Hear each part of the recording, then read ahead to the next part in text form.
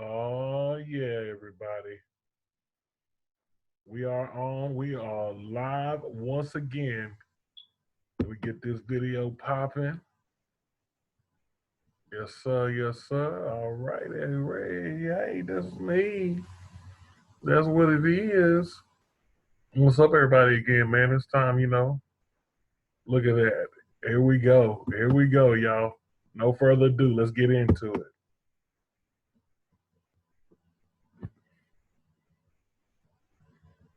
That's just what, Hello. Hello, sir. Hello? You can hear me? Yeah, I got you. What's up, world? This is Jay Tronius, and you are now gabbing with the Guvna. Without further ado, I'd like to introduce my special guest today, Ohene Cornelius. Brother, man, welcome to my show. Oh, And yeah. yeah, man, and I'm without further ado, man, tell them who you are, where you're from, and what it's about, brother. I'm Ohene. I'm from Harlem. I'm an actor and a musician. Uh, you know what I mean? Yeah, There it I don't, is. yeah. It's just the short and tall of it. You feel me? Right on, right How on. many Shout episodes you out. doing? How many episodes have you done so far? You are now officially episode 6. Six. Oh, I lit. That's lit, man. Yeah, man. This was my way, man. With everything going on right now. First of all, shouts out to Harlem World. Got mad love for Harlem. Spent quite a bit Yeah. of time in Harlem. And yeah, man, this was my way, while we got sitting on a lot of time and we can't really be too mobile right now, for me to just reach out to my network, all the people I've come across in my journey, amazing people like yourself, and just Yeah. have a convo and share it with the world, man. So Yeah, that's ill. Yeah, it's the internet is a vast space, so you could go from 0 to 1 million in microseconds. So it's a cool experiment and a cool time to be alive right now. it really is, man. It really is. And that just goes to show, man, that perception is priceless. So you take times like this and either you make the most out of it or you don't. Yeah. You know what I mean? Now, me and Ohene, man, y'all, we met in New York City. We met through my partner, Johnny Voltik, through the Yo, Brooklyn Johnny Wildlife Voltik. Circle. Yeah. Yo, Johnny Voltik. Is he out in England now, right? Yeah, he's in London. He's in London, man. Got a beautiful son, beautiful wife, man. He's out there doing his thing, man. Yeah, that's beautiful, yo. Yeah, Yeah, Johnny Voltik, man. He has some good music. I'm sure he still has some good music, but he's back still in going. He's still going. He's still going strong, the man. yeah, that's a vibe. But yeah, we met in New York, man. I remember that times. One of the big memories I have of you when we first met, right, is Yeah. I was with Johnny Voltik at some show, and you literally like ran across town. Like it was just some crazy story where you had to go get your guitar or something, and the way that you got there, I just remember you were so dedicated to just showing up and sharing your gifts. You was gonna get there by any means. That's Yeah, the first impression I got of you when I first ran into you. yeah. People say I got like a storybook lifestyle, so that's just I be on my Forrest Gump shit daily. So people there'd be 1,000 stories. I can't even particularly tell you the one that you're talking about.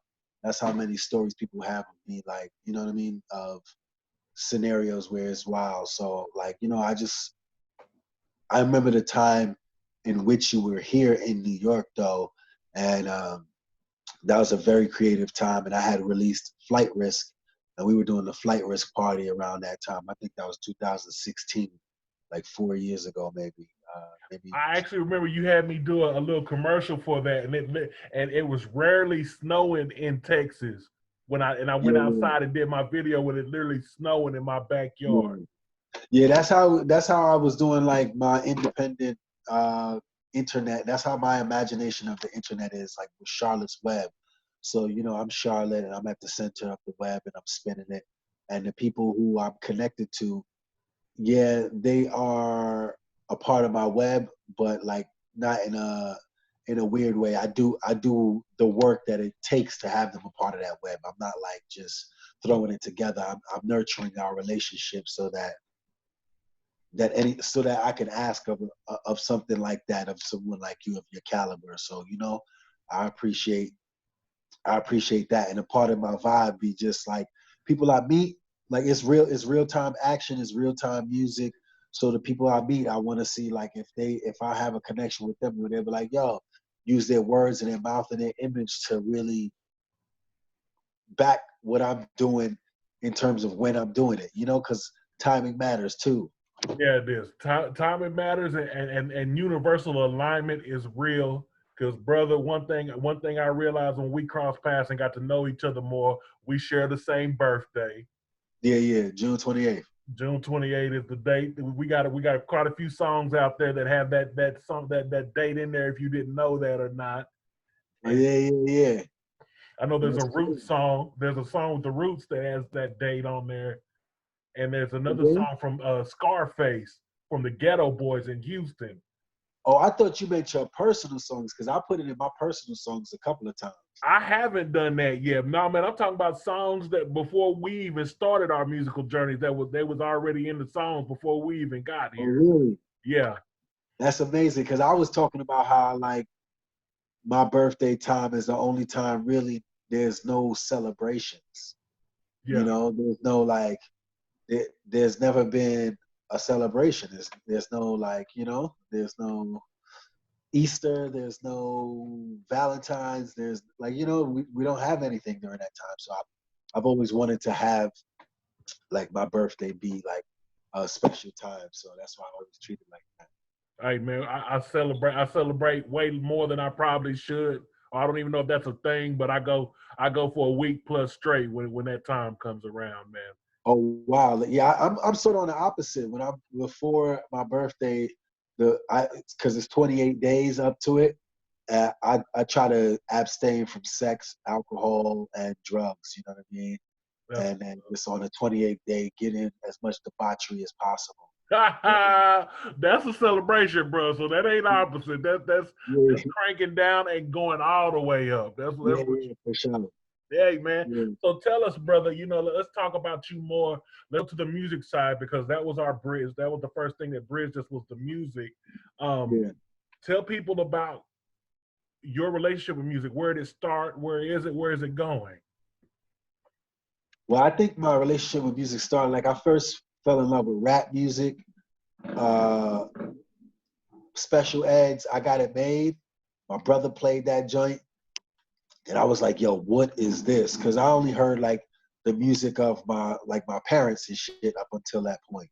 And Yeah. my brother played I Got It Made. And I was like, yo, this is ill. And then I seen the music video with Special Ed and like I think he was in like the where they compact the cars at and shit like that. You know where they you know what I mean? He was just rapping it. I was just like, yo, this dude was ill. He had the little wavy little McDavie haircut and shit. Right, right. Like, yo, I was like, yo, I could do that, son. You know, but uh, I never really took the music genre as serious as I should have. Like I was always under the ground doing it. I was studying music in middle school, and I was supposed to go to boys choir in Harlem. Oh And then wow. my parents wanted me to do something that was college bound. So I was like, all right, fuck it. I went to this school called Frederick Douglass instead because they shit was all college prep. Yeah. Everything was, I'm the first person to go to college, you feel me? So all of that, I was the first person to sort of have that mindset too, you feel me? Yeah. So I had switched up and I didn't really do music as like choir and anything like that. And then like we would do like the rap battles in the lunchtime rap battles and shit. Yeah. Hold on for a second. My shorty got the TV loud. Hold on.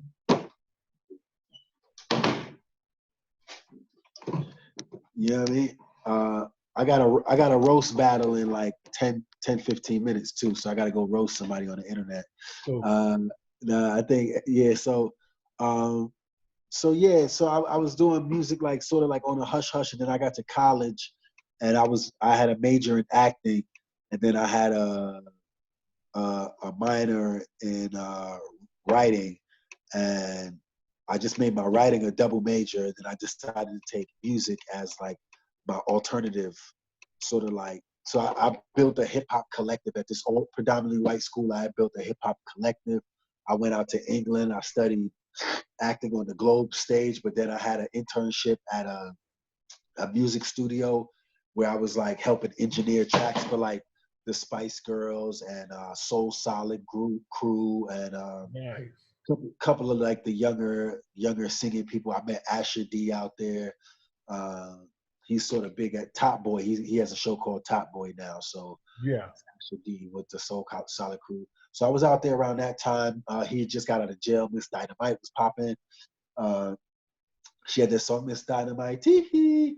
So then when I came back to America, I was doing acting, but I wasn't satisfied. I was just like, I just was doing like some mediocre plays and shit. I wasn't satisfied.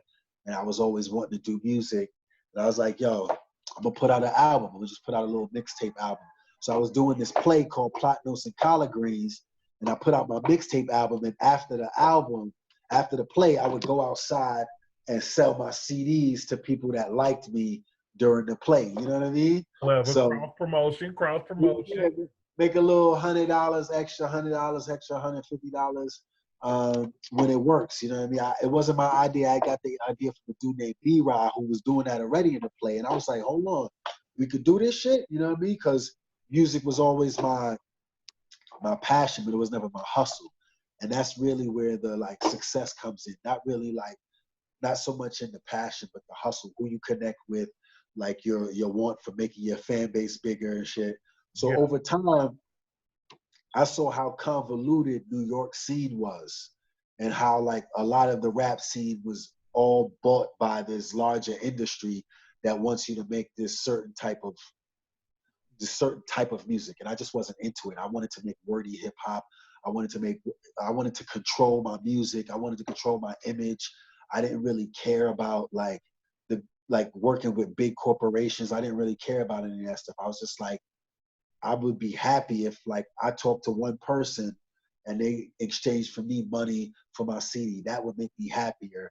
In the past, that would make me happier building a solid fan base before I even worry about some corporation telling me I'm valid. You feel me? All your you have creative control and have your hands 100% of your hands on 100% of your dollars. Yeah, it's sort of egotistical to a point, because 100% of $1,000 is not as much as 100% as 75% of $1 million. I can be honest with that. I know that. Right. Not financially as much, but spiritually, and knowing that how many times the black man's voice has been bought out by white people and maintain a connection with the white dollar. There's nothing wrong with it, but just knowing that has happened so many times, I'm just like, I would rather. That was just what I would rather. It's not like a negative thing. I know I know all different types of people, so it's not a negative thing over white people or anything like that. It's just more like, for me, what do I want my legacy to be? What do I want to talk about when I look back on my past and my journey and how I arrived where I arrived, Man, that's interesting, man, because that has been the reoccurring question I ask people is what do you want when it's all said and done, what do you want your legacy to be about? And you just really tapped into it right there. Tangent. It's funny to listen to you talk because there's a similarity with us outside of the birthday. Like, interesting fact, we share a birthday with Henry VIII. Okay. And Henry VIII was big about like, I'm not listening to y'all. I'm gonna do it my way. On his, I'm Henry VIII. I am. You know what I'm saying? So it's interesting you say that, because I'm with you on the creative control and doing it the way I prefer to do it. Yeah, and it's just for me, it's just like breaking the mold a little bit. Like, there's people who do it this way, but their message is twisted. I believe the message is important. The message of your artistry is important. What you're passing down is important. I'm not saying I'm perfect. Not to say that I haven't killed people in raps. Not to say that I haven't but my overall theme is not murder, death, drugs, kill. Black women ain't shit. Yeah. You know what I mean? Like, crystal bottles, white man's business is what I dose myself with. That's just not my message. There's nothing wrong with it. I'm not denouncing anybody who does it, It's just because not your lane. It's just not how it's not my lane. It's not how I've managed to go to different countries and perform my music. Not yet Africa. That's on the list now. Once this gets lifted, like Africa is on the list hard body. I especially want to go to Ghana where my namesake is. I want to like, you know what I mean? I wanna go to Mecca over there in the northern part of that area of Eurasia, kind of Africa area.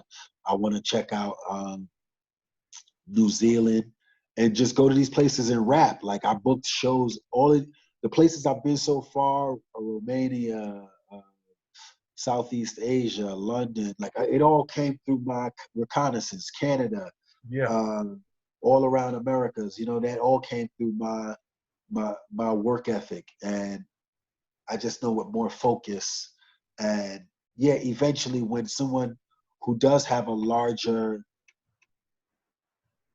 uh, I want to say a larger pool of resources than me, they will come to me as someone that is going to help them as well as them help me, not just me being a young dude with my hand out. Like, I got this dope product, but I don't know how to sell it myself. So you sell it for me and I'll give you this much money. No, it's like, I'm selling this already.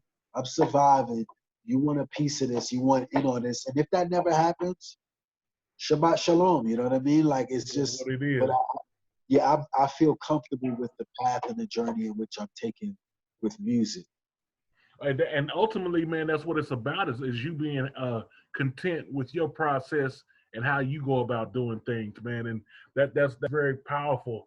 One thing I do admire about you from the music I've listened to and your videos are really, really unique, man. Like they stand out amongst the crowd on a whole nother level, man. And what is your thought process when you're doing these videos? I try to write visually so that when I'm doing a video, like a lot of times when I'm writing a song, I'm already imagining the video. So that's one. Or two, I let somebody else think of the visual for me Yeah. and just be like, yo, I'll ask a friend, yo, where do you hear this? And they'll tell me this. And I'm like, well, that's hot. What if I tweak it like this though? Or like the top of the game video, my boy was like, yo, I'm gonna make it a video game, blah, blah, blah. Imagine two characters. I was like, imagine a ultra feminized like character, the way they do hip hop artists, and an ultra god complex character. And I put those two together. And I was like, I want to be wearing a tutu with a crown of thorns, you know? And he But was like, that oh video shit, was bananas. That y'all have yeah. to see that, man. That top of the game video. If you hadn't seen that, y'all got to see. It is It was so bananas. powerful that that was a part of my press release for when I was going out to Asia, and everyone expected me to be wearing a tutu and a crown of thorns. It was like, yo, where's your tutu? I was like, that's just for a video. I'm sorry, that's just for a video. I hate to That disappoint moment, you. it was in the moment thing. Yeah, but no, but it definitely reminded me that staying on brand and staying with the consistent, like, so if I'm gonna put out that image there for myself with the tutu and the crown of thorns, I either gotta show me in regular form acting and be like, hey guys, this is who I am, blah blah blah. So when you see me out there, you know, Yeah, or I gotta come dressed as the music video. it's interesting, man. It is interesting when you put such a strong, prominent image out there that that's the expectation of the fans. It Yeah. is pretty interesting. You put it that way, man. I know you got to go soon, so let me cut to the chase and say, hey, tell the world how do they get in touch with you or see your world online? Yeah, yeah. Go Ohene Cornelius. I just released a mixtape underneath my first name only. It's called Ohene Lennox Avenue, so you can check that out. Uh, Go on my website, ohenecornelius.com. Watch the films Kick Ass, Brawl and Cell Block 99, the Wolf Hour. I pop up somewhere like Friends from College, Blue Bloods. I got like 8 albums out there. I've toured the the Americas. If you put Ohene Cornelius in Google and my name doesn't pop up, I have not done my job. So I feel like even if you spell it sort of incorrectly, you can You know what I mean? Something will pop up with a link to you, you know, and a link to me. We were both on the record with Tev 95. I remember that. That's a tight. That was a tight vibe right there. Yeah, that was all during the same time. You know, it's funny because I just interviewed Tev 95 before you. He's episode 5. Oh shit! Get out of here. Yeah, yeah. So that's my man, yo. He lifted weights, got 2 kids now. Yeah, that's what he was telling me. That's what he was telling me, man.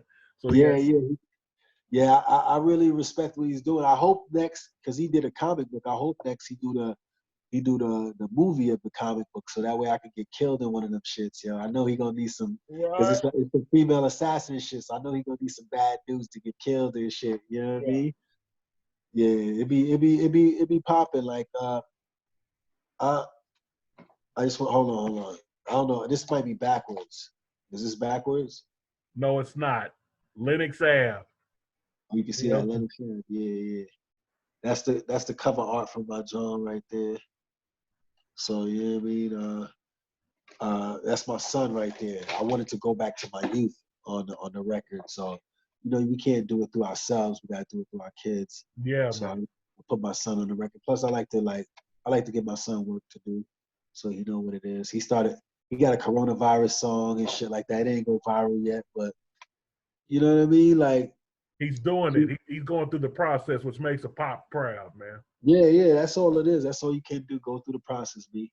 Yeah.